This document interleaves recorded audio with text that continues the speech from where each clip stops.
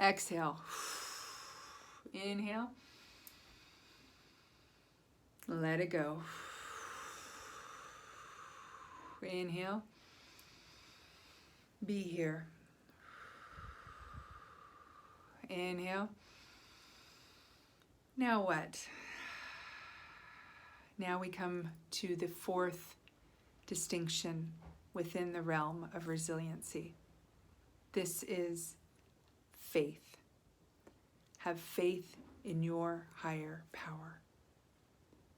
Faith is that conviction, that trust, that belief. It is essential for a life well lived. The ordinary definition of faith is confidence in what we hope for and assurance about what we do not see. I like to sprinkle in some extraordinary definition here, which is faith is complete trust or confidence in everything, utter abandonment of hope and fear. Let me explain that. It often triggers people. Hope to me is a future tripping place of, if only this happens, then I'll be okay.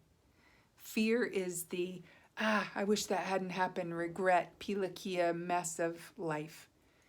If we abandon those two very familiar gutters in that bowling alley of life, we land more fully in the present moment.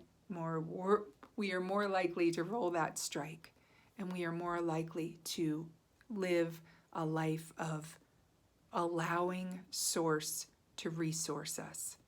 This is the first ground rule of faith. Allow Source to source you. What does this mean? I find it challenging to put words to this, but as I've played around it, played with it, massaged it, kind of tenderized it for these many moons, I've come up with the idea that Source is all around me, and I only need to open myself up to receive it. There's less doing and more being. We get to be in order to do the thing that we need to do in order to have the incredible life. It's a different formula than get out there and do things. Remember that pinch? In order to have all the stuff, in order to then be happy. That formula didn't work for me. Someone suggested be first. We are human beings. From this place, there is so much support around us. I invite you to pause for a moment and feel all of the support around you. The ever-present presence of gravity holding you here is a higher power. Imagine a loved one that is no longer with you. Feel the love and support and the vital, vibrant connection that still exists in your heart and mind. Allow that to source you. Allow the angels and the ancestors that are conspiring tirelessly in your favor to know that you need them by asking in a prayer, in a breath, in a song, in a simple supplication. Help. Help.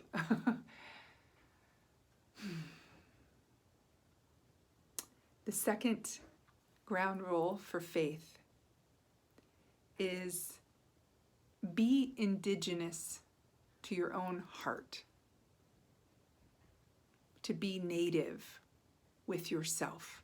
To come home to yourself with tenderness, with forgiveness, with a sense of knowing that you have trusted yourself to no longer abandon yourself, that you are focusing in your own hula hoop on what you can really control, that you are dropping the stones of resentment, that you are repairing your part in whatever trouble is around, and you are willing to reap the benefits of trust, focus, and repair by allowing your tender heart to be home.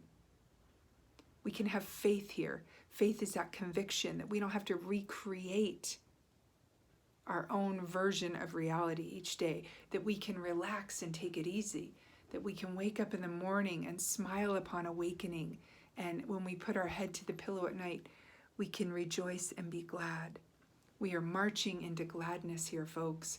We are stepping into a new dimension of reality that is less about hustle and bustle and striving for our worthiness and more about releasing and being and allowing ourselves to be indigenous to our own heart. No longer willing to abandon yourself. No longer shutting out that still, small, quiet voice within that is your intuition, that na'au, that intuitive hunch that is uploading into your heart and mind, that download from your higher power, which for me sometimes is gravity, so it's coming up from below too. It's feeling this interconnected web of all existence holding me.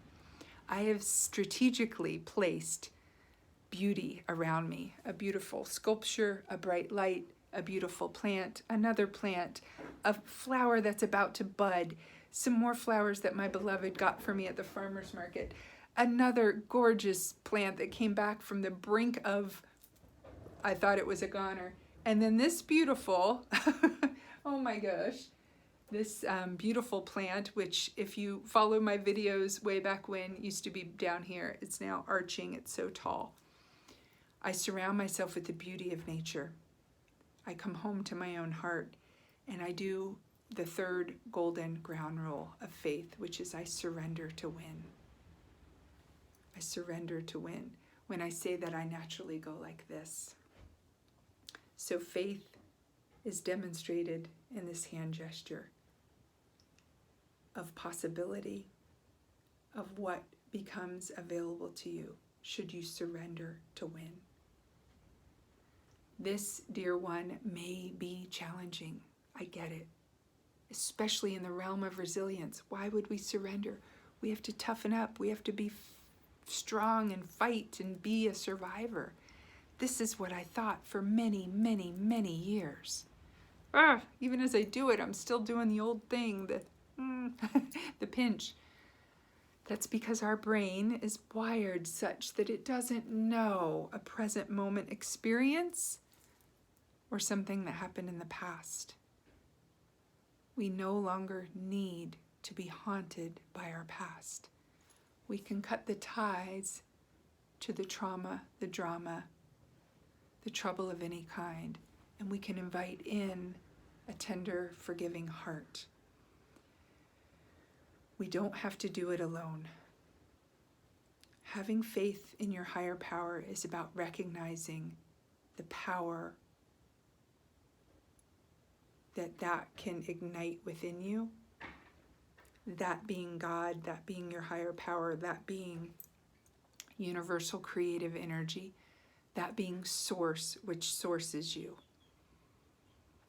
I have come to grow more and more comfortable with the notion, the message that has been given to me for a long time, that God is either everything or God is nothing.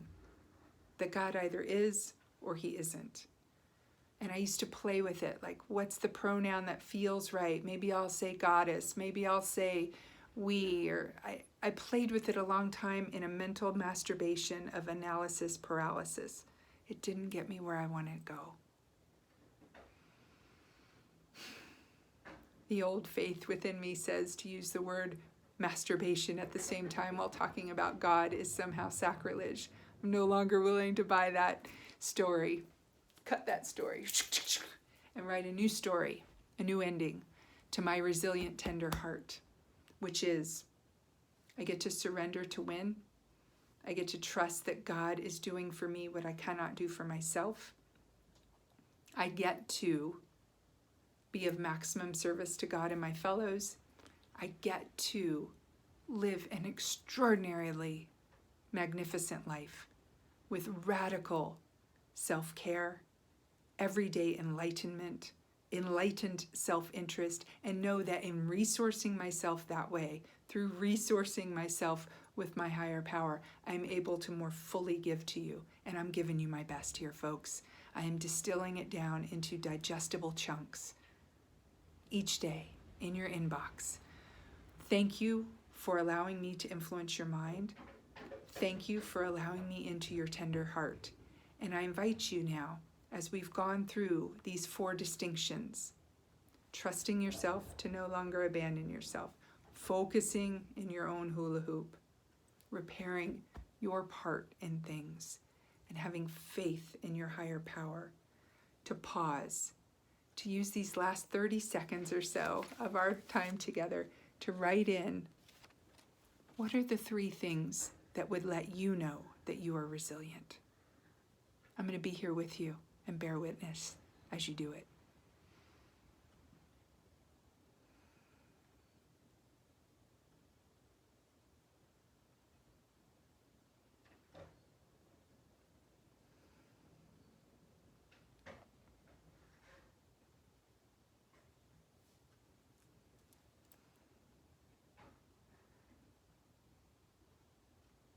If you're not done, keep writing. Write a new ending to this chapter of your life. You are stronger than you think. You are dwelling in the realm of resiliency. It's an honor to bear witness to your journey.